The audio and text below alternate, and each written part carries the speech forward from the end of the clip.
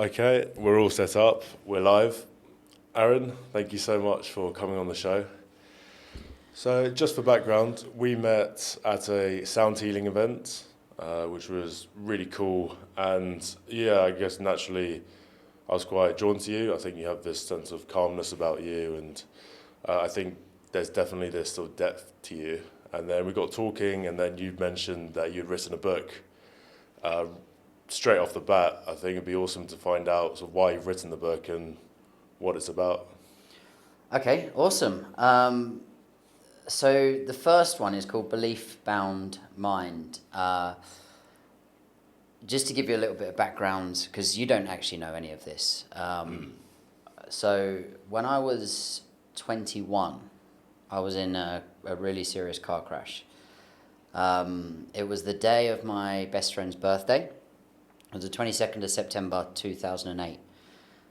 We'd been out for a meal that night, celebrating, and I had a cast on my left leg from playing football. And you'll find out why that matters in a minute. But so I'd been on crutches for about 5 weeks, and I'd been in the front because I wasn't able to get in the back of the car. It was a little 3-door Audi. And as we left the restaurant, I came out, and Ollie was paying and doing whatever he was doing. And I stood by the car, and it was September, it was in England, it was freezing cold, and I just had this, it wasn't a voice or anything, but it was just like this knowingness, this calling. It was like a really strong push that the way I translated it in my head was like, Aaron, get in the car. And it was just strong, and I knew, and I got in, and I was climbing into the back, and I remember like pulling my leg in with the cast and pushing the seat forward, and I remember thinking, oh, why am I doing this? Anyway, I got in the back, and Donna, my girlfriend at the time, got in the front, in the driver's seat, sorry, my best friend, he got in the passenger seat, and off we went. And that's when the crash happened. The car lost control about 80 miles an hour, so I guess maybe like 90 or 100 kilometers an hour, and we flipped upside down, and we hit a lamppost and landed on the roof. And I don't know if you've ever experienced death before, but there was this just like cold, dead, still energy in the air. And I knew instantly, but I was screaming, and even though there was like this silence around me, there was chaos in me. And I was in pain, I was screaming, I was petrified, and it felt like days. But I now know about 40 minutes later, I can see the blue flashing lights and the fire brigade, and I'm being cut out of the car. And then I was rushed to A&E. And that's when I learned that Donna had been killed on impact, Ollie had been killed on impact, and I'd broken my back. I didn't really know what that meant. I didn't really care, actually, because I was just so distraught. I didn't care that I'd broken my back, but all I knew is my back was in agony. I couldn't move my legs. I couldn't feel anything. And then I just passed out again. Then I was airlifted to a specialist unit in London, in Romford. I spent 10 days in intensive care before I was operated on. And I had, what had actually happened is T12 and L1, my two vertebrae, they'd kind of dislocated one behind the other and trapped my spinal cord. So I'd kind of broken and dislocated my back. So I had a Harrington rod surgery to fix my spine. And that's when this is what the book is about. And sorry, it's a bit long-winded, but it's really important. This is what the book is about belief-bound mind. Like when the power of belief in the mind and what it can achieve within the body and actually in life. And at the time, the doctor said, Aaron's paralyzed, he's never going to walk again. The sooner he knows, the better. And my dad said, and my mum actually, but mainly my dad, he said, you cannot tell him, he's distraught. He cannot know that. And they said, well, it's legal protocol. He's 21 years old. He has to know. And my dad stood in the doorway of the intensive care room, and he literally said, you are not taking hope and belief away from my son. You are not coming in. And he physically was like, that is it. And after an argument and a big ordeal, if you like, they agreed, okay, given the extreme circumstances that I had to know, because it was legal protocol, but I could know at the right time. So my dad then lied. He lied to me. He said, it's okay.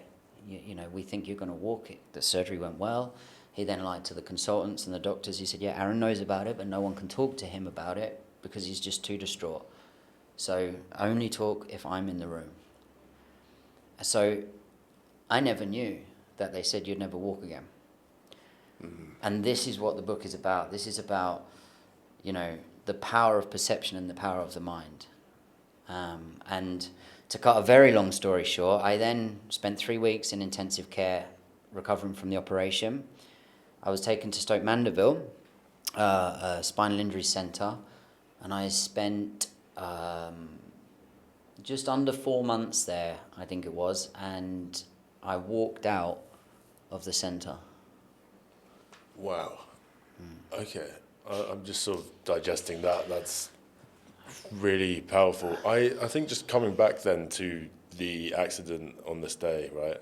So you have this accident, and in your mind, you're just, I guess, just trying to process stuff, but you're in pain. You're like in lots of physical pain, and you kind of know what's going on, but you kind of don't. You just, And then you get to the hospital, and then I guess your mindset at the time is, right, I've lost these two really special people in my life. Nothing else matters. So is your mindset there thinking, what's the point? Like, what's the point of even living? Or was there any relief that you were alive? Or what was your headspace in that moment? Well, it's a great question. And honestly, it changed from moment to moment. But most of the time, I felt guilty I was alive. Most of the time, I wished I was the one that was killed. That moment of getting in the car, and I circle back around to that, I felt like it was just not my time to die. So on a kind of spiritual level, I sort of believed that, okay, I survived for a reason. I don't know what it is. We'll get to that later. But there was also, I felt so guilty that if I had just got in the front like I was supposed to be, in inverted commas, then, my girlfriend wouldn't have been killed. And it was kind of my fault. And even though rationally thinking, you'll say that's crazy. And I knew that at the time. My rational mind knew that's crazy. But that's how I just felt guilty. I felt like my thing was football. I played football at a county level, a reasonable level, and that was my thing. And I was then paralysed. I was facing wheelchair for life, even though I kind of believed I would walk again, but I also questioned it. And was there any point in living if I was going to live like that? So it was a pretty dark place, to be honest. Yeah, I wonder, because you said you were injured from football. What was the extent of that injury? It was just a minor fracture. Just a minor. It was just a simple minor fracture. I Gotcha. got it. I jumped up for a header, landed funny, and a few weeks I would have been fine. Okay, because I wonder, for a lot of people, when these events happen, that's like their first, especially if it's their first time dealing with death or having something close happen to them. I know in another podcast it was a death of an uncle, and that was like a big switch in their brain, like, oh wow, the world is actually quite dark. Had you had anything before that moment, or was that the first time you'd really experienced something like that? To that level, yeah. I mean, I've had my struggles as a child through my childhood, like most people do. I also had some challenges quite early on in life as well, but in terms of like that dark place, I mean, you said the word dark, and I kind of refer to it as the dark night of the soul. I mean, it was dark, it was horrible. If someone had given me a crystal ball and said that's what you're going to go through, I'd have ended it way before that. It was horrendous. So, yeah, that was the first time in that place. Interestingly, I don't know how woo-woo you want to go, but, Please. But my stepmom is a medium, and actually she married my dad when I was 6, and always been close to her. But growing up, I thought she was a bit crazy. I thought she was a bit of a nutter, and I didn't really get too involved in the whole spiritual thing. I observed a lot, but I was just like, okay, weirdo. And then when I was 16, she said, I've seen it, you're going to have an accident. And then I did. When I was 16, I had a little motorbike, and I broke my leg severely. As you can see the scar there. I don't know if anyone can see that, but I snapped my tibia and fibula clean in half. And I went into surgery, and they were looking at maybe amputating. Obviously, they didn't. They managed to fix it. And then I had a lot of skin grafts, and it's all pinned back together. And after that, and that was a difficult time, but I knew I was going to recover, and it was okay. It wasn't it wasn't dark. But then my stepmom said to me, "That's not the crash I was talking about."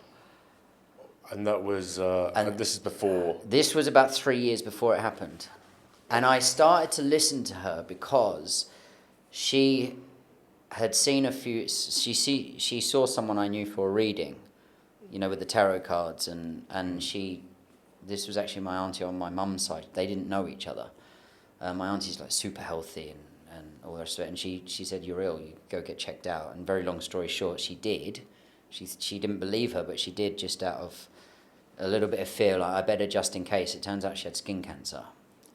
And there had been a couple of things where I thought, you know what, I'm not sure whether I believe this or not. I don't really understand it, but I kind of knew there was a little bit of truth in what she was saying, and just somewhere deep down in here.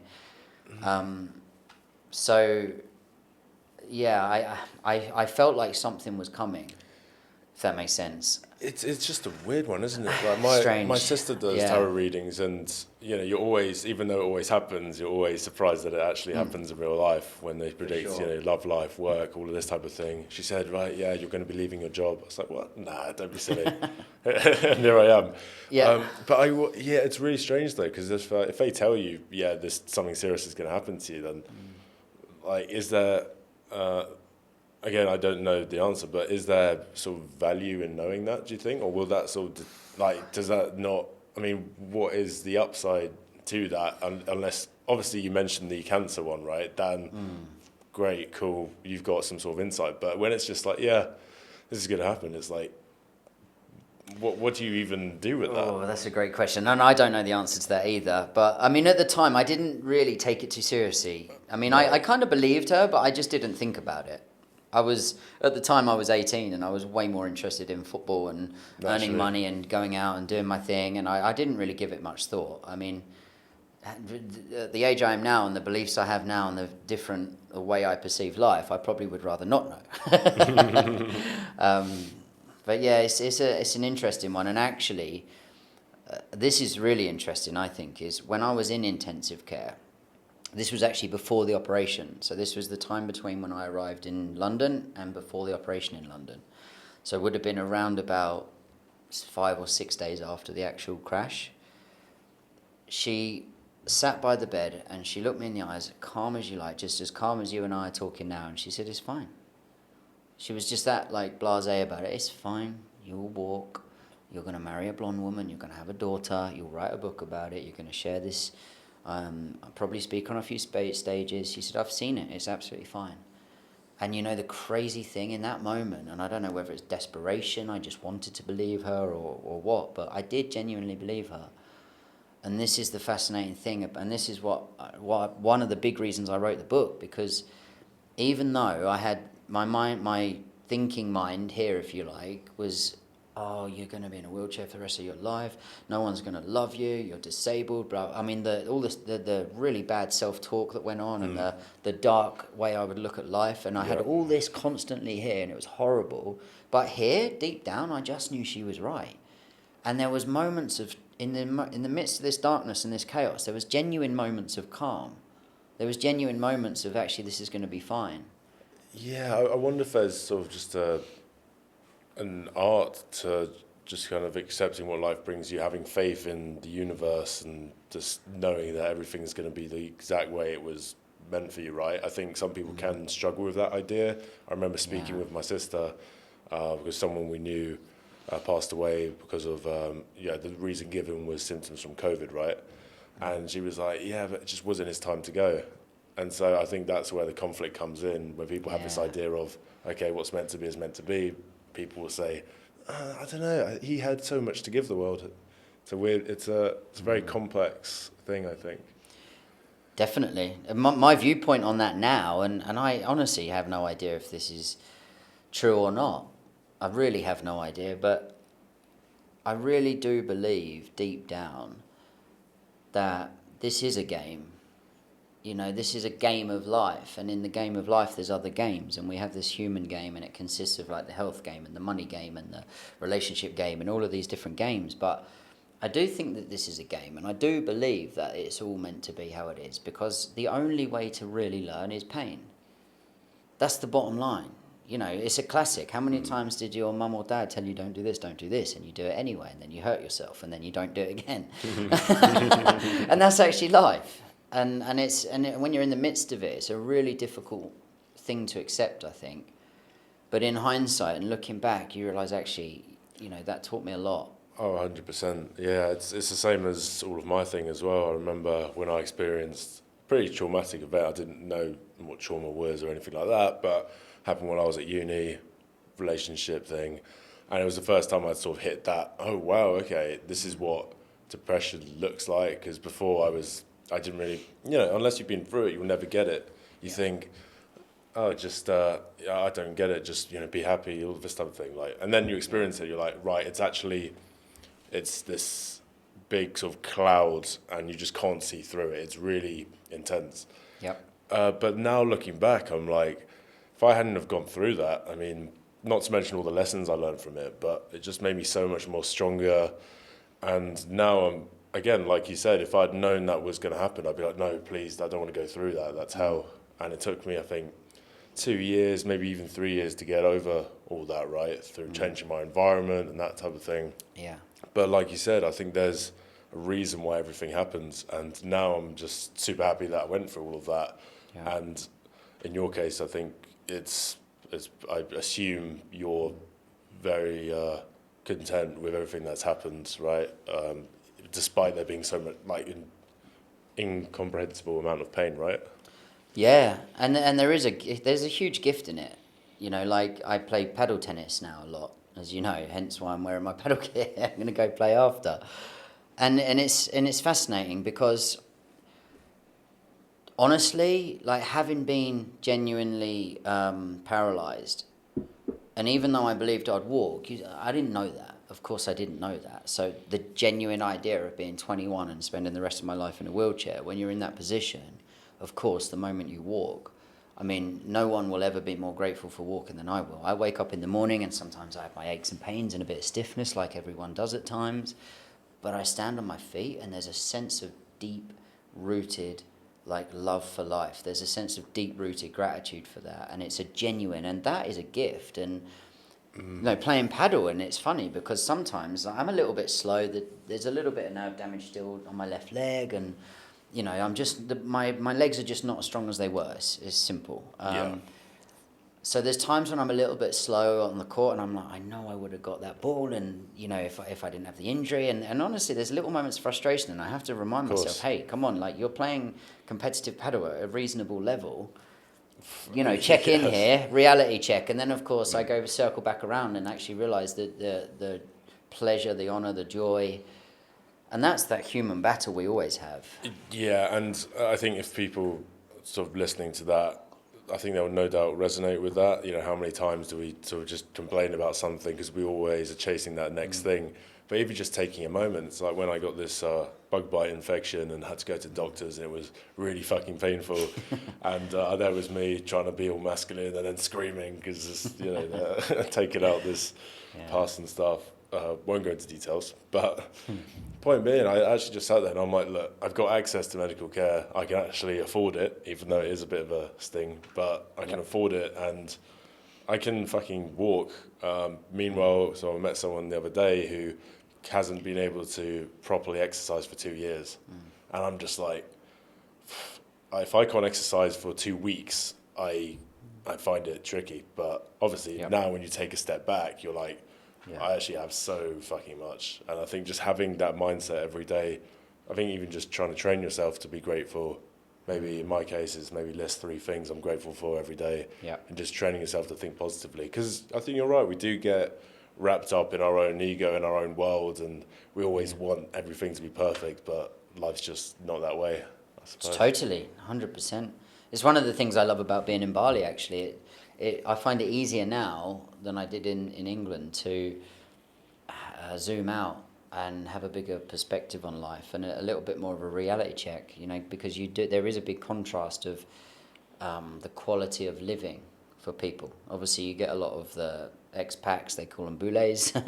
You get a lot of the boulets over here, and they've got a highest quality and standard of life, and then there's some Indonesians that live here, and they actually have little money, but still quite a high quality of life because of the community and the way they have the ceremonies. And then you have some that are actually poor and they do struggle, and that contrast, it's really interesting. And actually, it's a lesson that we can learn from the Indonesian, the Balinese actually specifically, not just Indonesian, but the way they have their communities is phenomenal. And it's a great reality check just to zoom out and say, actually, all right, that might be a challenge right now, or this bit of pain, or I might have lost some money or whatever.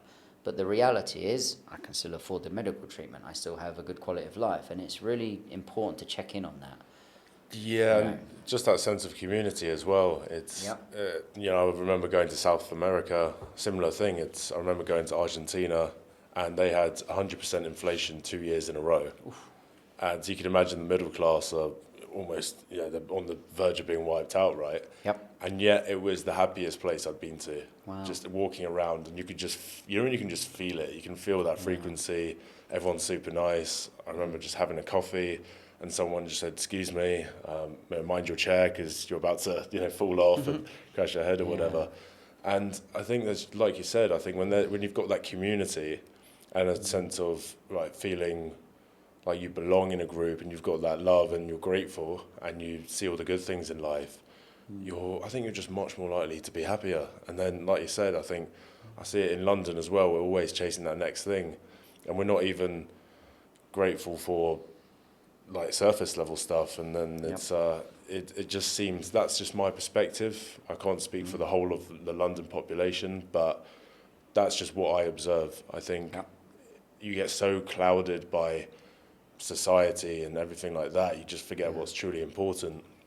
That's why for me, when I find I'm out of balance, it's like, okay, am I doing the fundamentals right? Am I spending enough time with my dad? Have I checked in with my sisters? That type of stuff. And when you've got that, you realise all the other stuff, it's just bonuses. It's just nice. I think that's just a way of sort of looking at life that has helped me personally. Beautiful, yeah. Totally agree. Actually, I think I believe that there's some fundamental things that people need to be happy. And I think there's two layers of happiness. There's a very surface level layer of happiness where if you want something, whether it be a thing, a physical thing, or whether it's an experience or whatever it is, when you get what you want, you're happy. But that's more of like a wave of pleasure. I wouldn't call it deep-rooted happiness. But there's a place for that. There's moments of pleasure and happiness. But then there's a deeper level of happiness. And this is the experience I've had recently, although I've actually had some real deep challenges in the last year. So it's been a bit of an up and down year for me the last year, to tell you the truth. But just before that, I reached this real place of contentment and peace. And I know what it was that created that. Because that deeper sense of happiness was a sense of belonging in myself and in a community. It was a sense of peace, which I think comes from more simplicity. Life these days is fast-paced, it's on the go, and the move to Bali really slowed me down. And I struggled with that to start with, actually. I really struggled with that. I think a lot of people do, yeah. But now I love it. It's simplicity. We've got a smaller house, we've got less things. And that's simple eating, cleaner eating, healthier. We were talking about this before we started the podcast.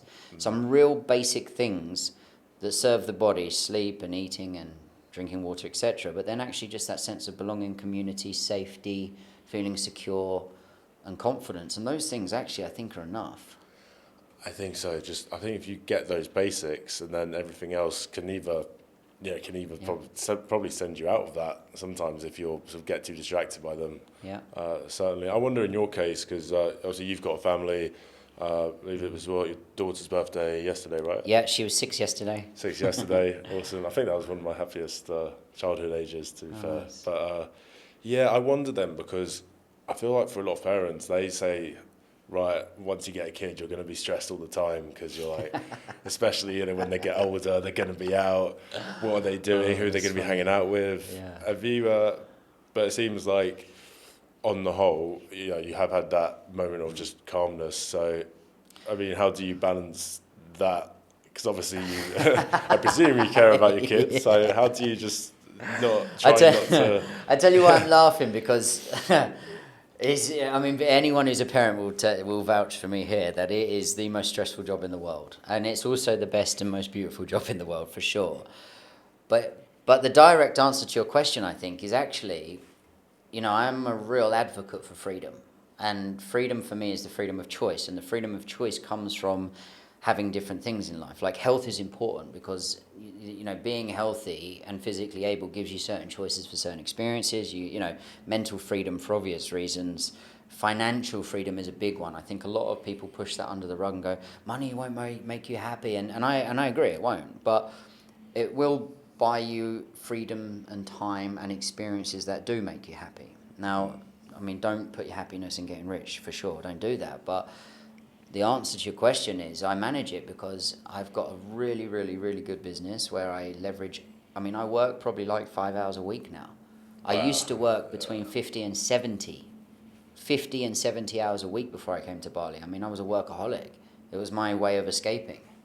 Now I work maybe 5-6 hours a week and I earn pretty good money. And that allows me the time freedom. And the thing, like with my daughter, I was telling you earlier, I was there this morning with her. Me and my wife took her to school and we went in the class and did a little happy birthday ceremony just for half an hour. And there's a balance. But then I get to come home and I have my space. I'm here with you and then I'm going to go play paddle. That's the answer to your question. There's a balance and time, and I get to nurture me, I get to nurture her. Yeah, I've started to figure that out as well. I really need my alone time. It's so important for me, and I think that's just the answer, really. I think just having that balance, not too much of anything, like get your alone time, get your family time. Yep.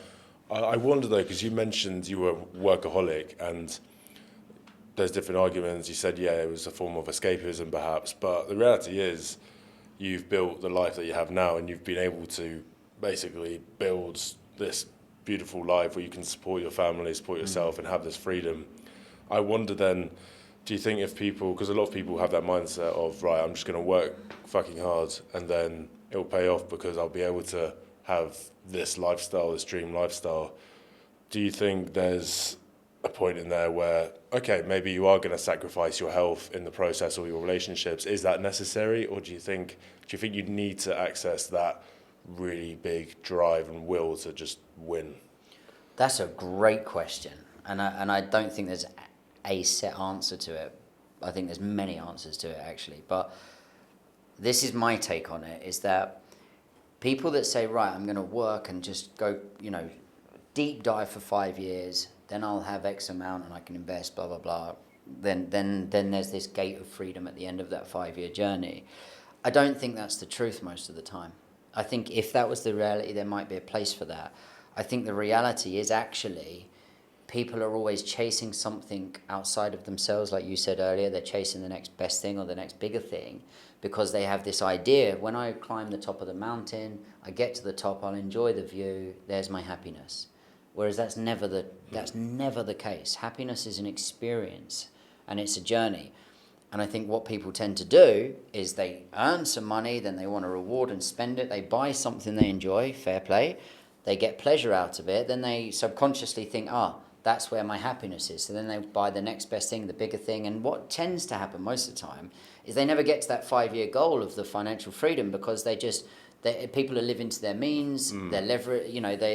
They're spending more and they get themselves more in hot water. And I'm speaking from personal experience, by the way. Okay. I did this. I started to earn more. I started to spend more, earn more, spend more, until eventually I crashed. And I'm actually planning at some point to write a book called The Spiritual Millionaire. And the idea behind the book is to teach people how to invest little pieces and compound their investment whilst actually having some time.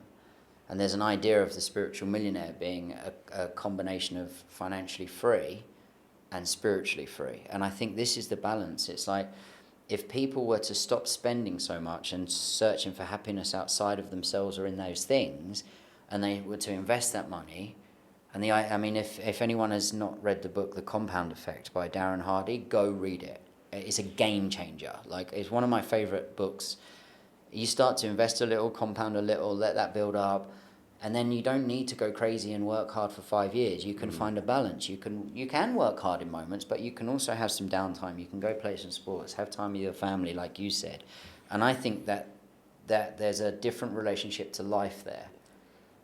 And I think I'm not sure if I even answered the question, but that's kind of the way I look at it.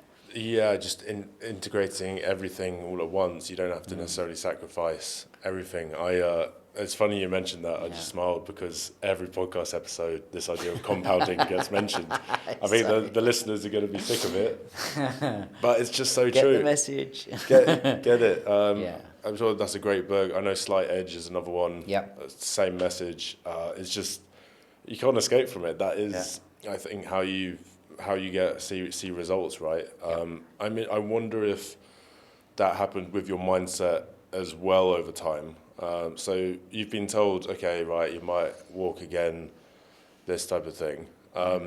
Was it a case of you just every day building that hope, or how did your mindset sort of compound over time? Because like you said, at first you were going through this sort of negative spiral, but you did have this deeper belief, right? Yeah. So, I mean, this is only true for this period that I'm about to mention, and that's from the point of like just after the crash, when I started to understand the severity of my own injury and what actually breaking your back meant, because it's not just your legs, it's bowel and bladder, sexual function, like there's all these things that people don't want to talk about, and I didn't. The idea of 21 and, having bowel dysfunction and bladder problems and sexual function problem, like that's a super embarrassing thing to talk about, obviously, and people just don't think about that stuff. So when I started to comprehend and process the severity of the injury and the reality of what that actually meant, then there was a place of denial and desperation. And this motivated me, and this got me to do what I did up until the point of walking. Then the motivation changed, but we can come to that later. But I was in denial, because the idea of living a life in that capacity was just, I couldn't. The shock was too big, and and to accept it was too much. I couldn't go there, and then I was dealing with the losses of Donna and Ollie, and it was just all too much. Isn't it? That's just part of the grieving process, yeah, right? Denial. I was denial about the deaths. I was in denial about the injuries. So there was a place of denial, and there was a place of desperation. Like the idea of, could I walk, or could I be in a wheelchair for the rest of my life? And I saw people. There was one guy, I saw him. He was actually from close to where I was from, and when he was a similar age, like 22, 23 or something, he jumped off a pier and broke his neck, and he was at another stay at Stoke Mandeville, and he was in his 50s. I mean, his injury was 30 odd years old, and his life just was a really poor quality of life, and he struggled, and I saw that, and I was looking at this man thinking, that is my reality that I'm facing, and that is terrifying beyond what you can even describe. Words can't describe how terrifying that is, from a selfish point of view as well. It's like to live like that. And so there was a place of denial and desperation, and my mindset was, I will do whatever it fucking takes to not be in that situation. I cannot live like that. I would rather die.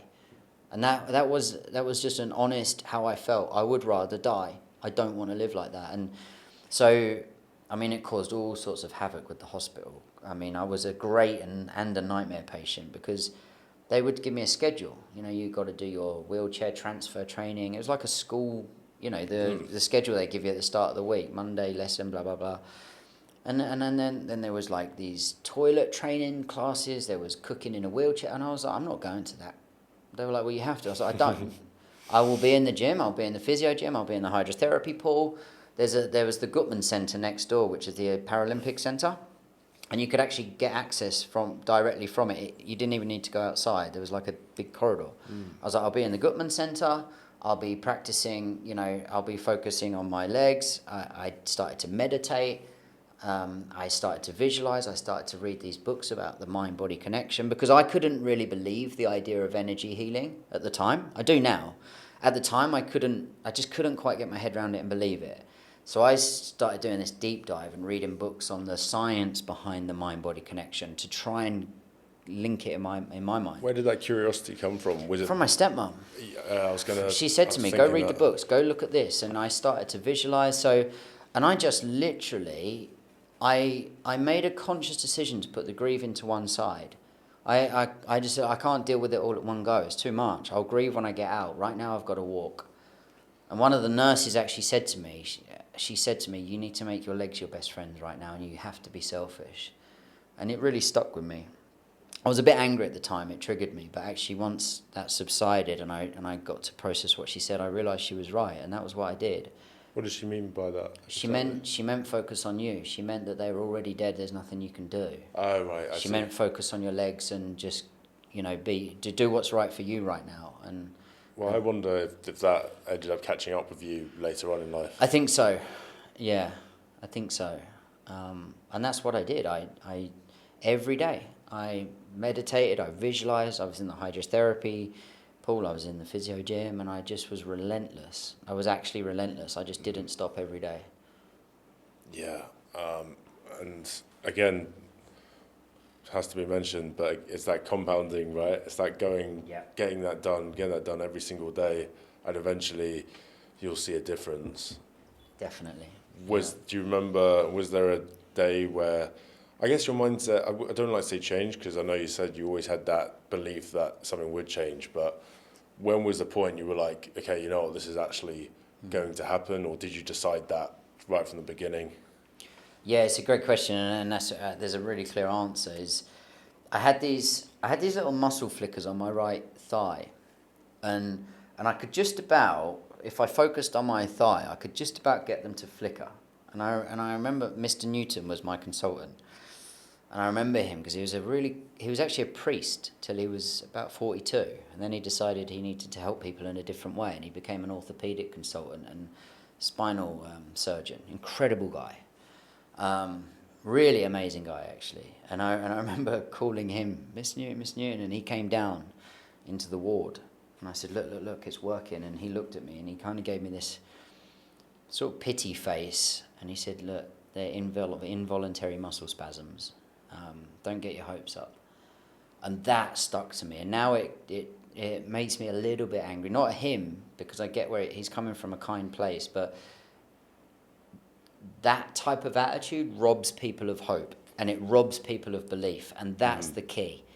And had I not have had my stepmom telling me those things, had I not have been so desperate and in so denial, I may not have walked out of there. And that's, for me, that's a problem. It's a big problem, because there are so many people that are capable of so much more than they're led to believe. And that is actually the message of the book. And this is my message to people listening. You are capable of so much more than you're allowed or led to believe. 100%.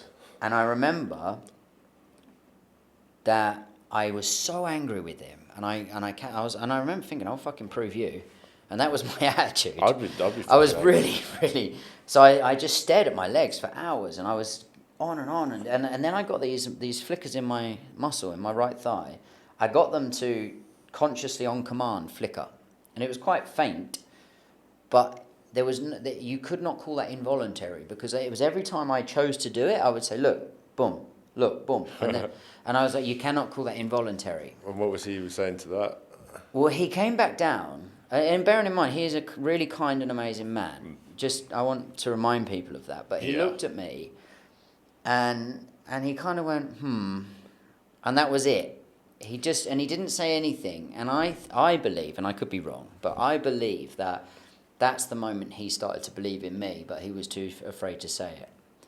I could feel it, I could see it in his eyes, where he was a bit like, oh. And then, about a day or so later, I was doing exactly the same thing. I was imagining playing football. I really submerged myself in this experience. I would imagine like the feel of my calves locking as I would run. I would imagine the feel of the grass. You know, that Sunday morning deep heat smell of the football changing rooms and the grass. And, you know, I would imagine the whole thing, a real sensory experience. And then one day, about a few days after this, and I looked and my right toe was flickering.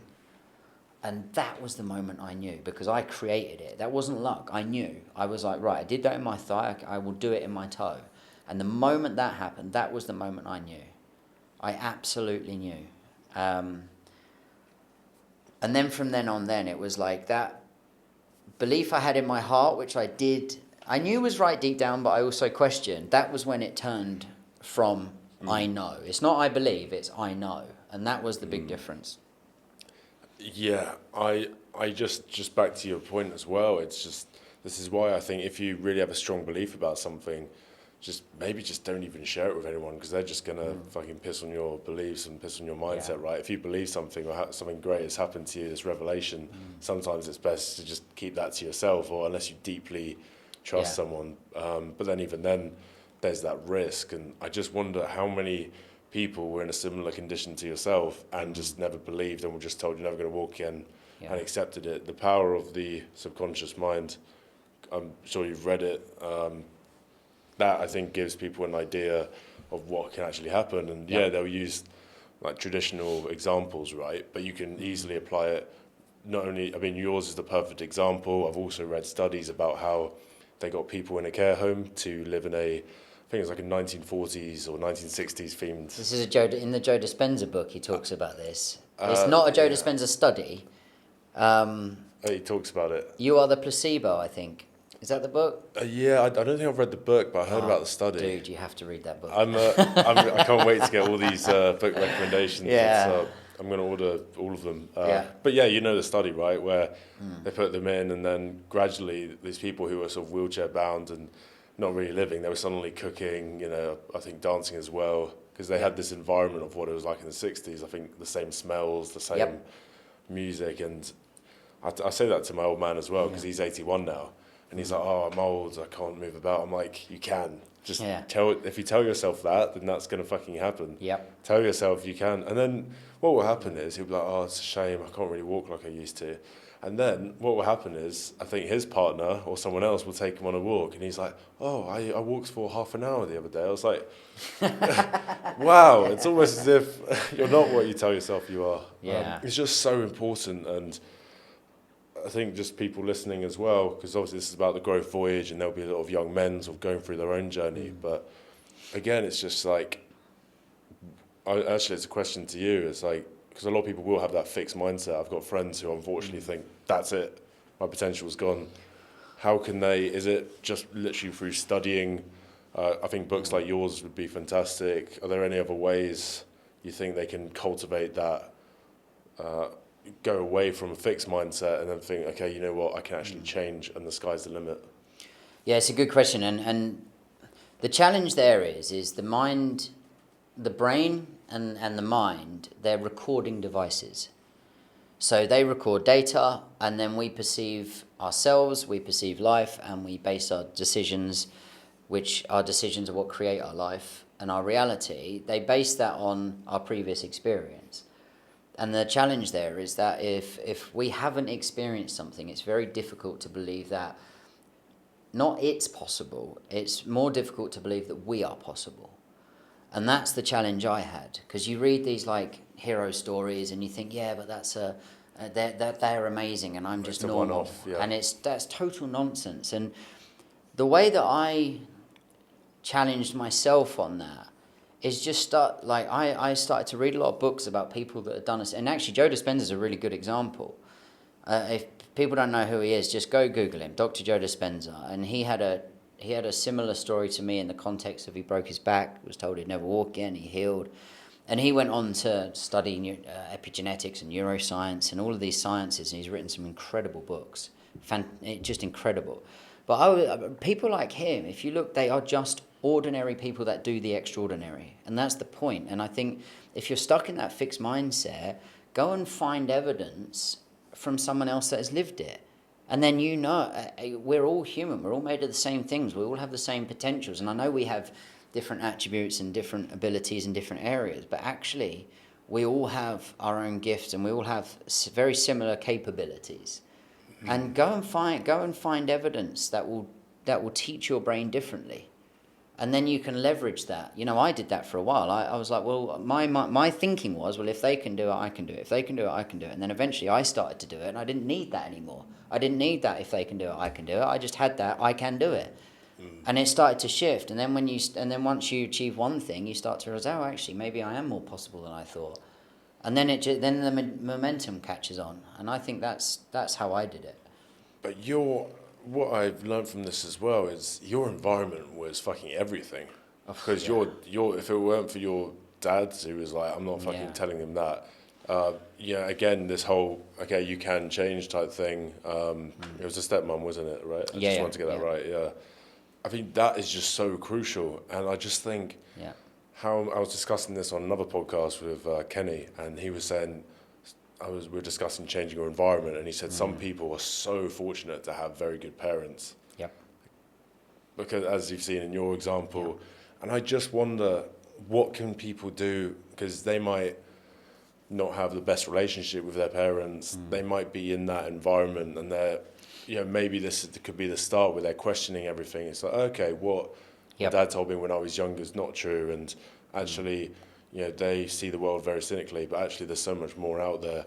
Yeah. I appreciate this wasn't your circumstance because it sounds like you had a very strong environment, right, to change. But what can people do you think, if they want to change but they have this environment that's not serving them? I don't know if you Yeah. had any insight. Yeah, there. there's a couple of really, really, really important life lessons that I learned connected to that question. One of them, I'll share a few, but one of them is we tend to want to seek advice from people, and actually the advice is not often about the advice, it's about reassurance.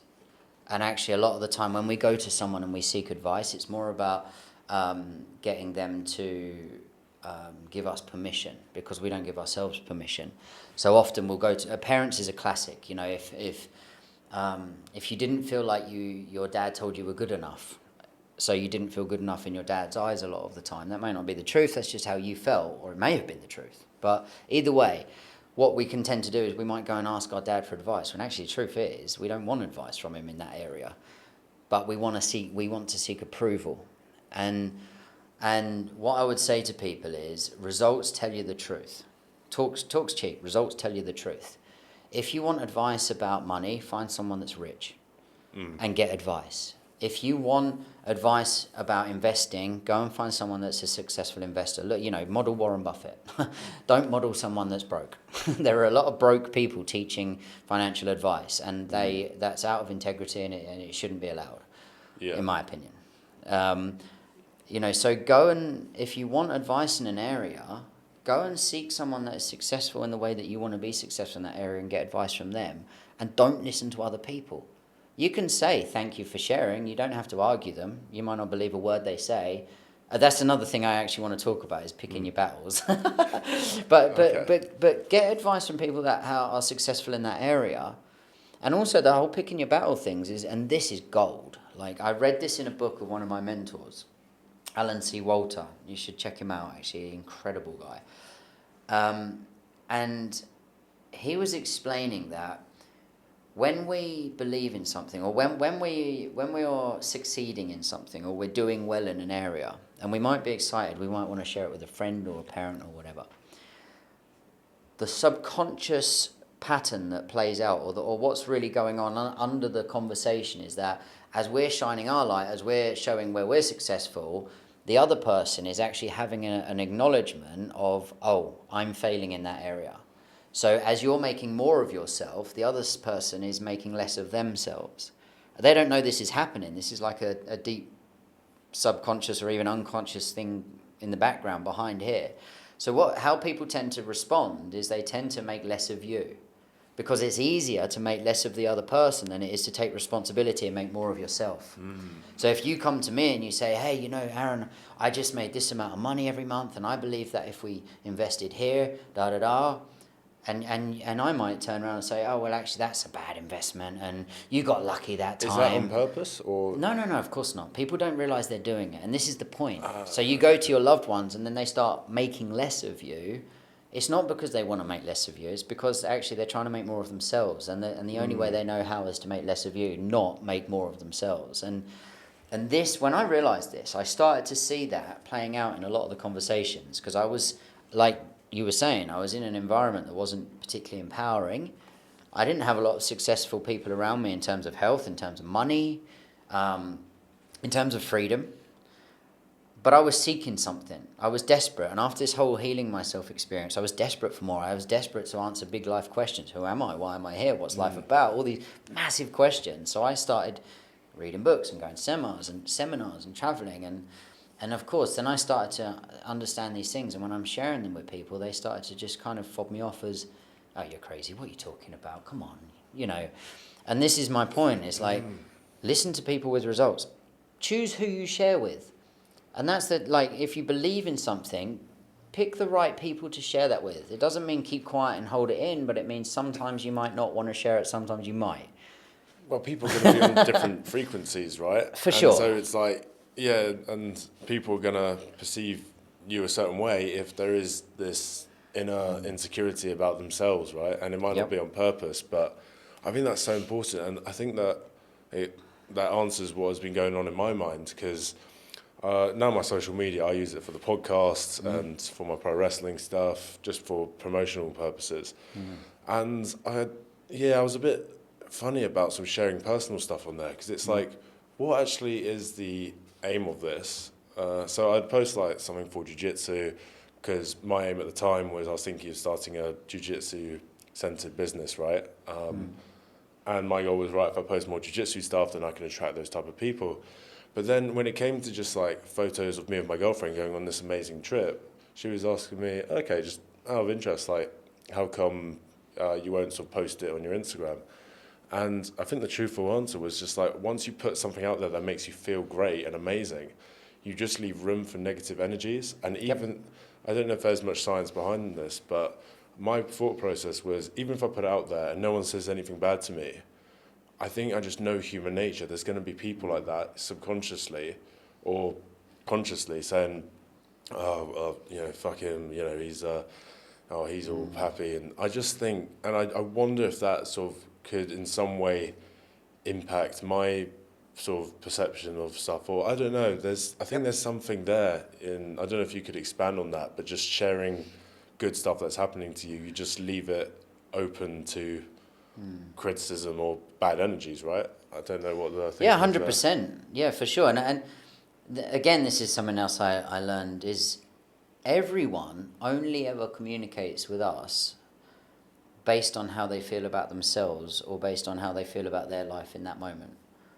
So anything anyone ever says to us is actually about them. It's not about ourselves. And that is if you do have a success or a life change, and you share it and some people are negative, it is fundamentally because there is something that you've triggered them because they're not happy in their life. If you make a lot of money and you share, say you had a really big financial win, you bought a house and then the property market doubled over a year and you didn't even know that was going to happen. It was a bit of luck. Then you sell the house and say you made like £200,000, and that's it's an amazing win. You share that, I guarantee you won't get negative comments from rich people. No. You'll get negative comments from people that are struggling financially. And that's not because it's about you, it's because you've triggered something in them where they're lacking or they feel like they're lacking. And I think there's a balance, and I think that it depends on the person. If you're okay with that criticism, some people it drives them. That guy, famous YouTuber, Jake Paul, he thrives on it. It's his thing. He loves the criticism. He turns it around. He's a genius marketer. Good for him. I'm a little bit soft and a bit more gentle. That's not my game. I do select what I choose a little bit because I do struggle a little bit with the negative criticism. Well, that was going to be my question. Do you just avoid negative people entirely, or do you sort of reframe your relationship to them and maybe just, because I think that's something that's come up on this pod a little bit, okay, just because some friends you think won't be supporting your vision, does that mean you should sort of cut them off? But then again, they could be very helpful in other areas. It's or maybe that's down to the individual, I don't know. I do think it's an individual thing. The way I handled it, and I can only share my experience, is that because I went through this and I was a very, if you like, stereotypical working class type kind of guy. I was a mechanic and, that was my surroundings. And then I went on this spiritual journey and people thought I was a total nut job and really people thought I was weird. I started, if you go look on my social media, I just went from sharing things about football down the pub to then sharing all this spiritual stuff. People thought I was nuts. Crazy, right? Yeah. So I did it a little bit extreme. But after that point, and I did get some people just totally do that and move away. It was almost like I repelled them. I think I found that a little bit. Yeah, and I got other people drawing closer to me, and then I started, and I struggled with it a bit, and then I started to, I spoke with one of my mentors about it, and we worked on it, and then I kind of came from a place of, okay, from now on, if I feel like I've got something valuable to share, I ask myself, why am I sharing it? And if I share it because I genuinely think it's of value, then I'll share it regardless of what people think, and then I don't give a shit. I do not care. If I think actually this is a bit of a self-centered thing, then I might decide not to share it. I started to observe that sometimes because there's some great communities here in Bali, and you get talking, and sometimes it's about business and life and stuff. And I do wonder, okay, a lot of the time it's asking about other people and what they're doing and like some business questions. And I think, and then sometimes I'll stop myself. I'll think, am I saying this? What is the purpose? Is it because what is it to feed my ego, or is it actually because I want advice on this? And that's just something I've been conscious of a lot. And I think I just invite everyone to do that. I think if you're just questioning, I always just say to question everything, right? Question what people say, question what you're saying, question your environment, just because I think, like you said, if all you see is all there is, right? And I think just having that flick in your brain to go, actually, you know what, this isn't quite what it seems, or this isn't quite what they mean. I wonder, because you've mentioned a couple of times that you had a mentor, right? How important was that for you? Because I feel like that's one thing a lot of people, including myself, neglect. Surrounding yourself with someone who knows more than you do. Absolute, must, in my opinion. If you want to get better at anything, and whether you want to handle your emotions better, if it's you want to get better at a sport, you want to be a better investor, make more money, whatever the area, I think it's absolutely critical you have a mentor. But it's also very important to choose a good mentor, because if I circle back around, you get people that are really overweight and they're doing health coaching, check in on that, call them out. Okay, so you're health coaching, why aren't you living the result? And that's a very honest and valid question. And and I think if you do get the right mentor, which is easy because you just ask the results, and if they've got results and they're a good mentor, within reason, then that can save you years. I stick by that rule now, like with paddle tennis. I started playing 2 years ago. I was really bad. I naturally usually pick up sports quite well, but because of my injuries, I was struggling a little bit. I got a professional coach. I still take coaching every week now, and I play really good paddle. I mean, I'm still a million miles off, but you know what I mean? I've improved. Everyone in the community says to me, how did you get so good so fast? You were terrible. I'm like, because I got a coach. Well, that's what that's my attitude towards sports. When I started Thai boxing at uni, I didn't want to Thai box with the beginners, right? And some people would say, oh, okay, but if everyone wanted to go with someone better than them, then there wouldn't be enough, there wouldn't be anyone left. But I would always try and, with no disrespect to the other guys, but I went and trained with the vice president of Thai boxing every single session, or I'd try my best to, and I'd always seek out the better guys. It wasn't because I thought I was at their level, it was because I wanted to fucking get to their level. Same with jiu-jitsu as well. Started off at an amazing club for starting out. They were very kind to me, they helped me learn the ropes, and then I thought, okay, you know what, I've become sort of very confident, almost like I don't like to say big fish in a small pond, because that could be interpreted as disrespectful to the club, and it's not quite like that. But I did think I want to push myself more. I went to a new gym, still as a white belt, but I was going up against blue belts, purple belts, brown belts, and just getting absolutely wiped the floor with, and I loved it, because I just knew that's how I'm going to get better, is by seeking people far, far, far better than I was.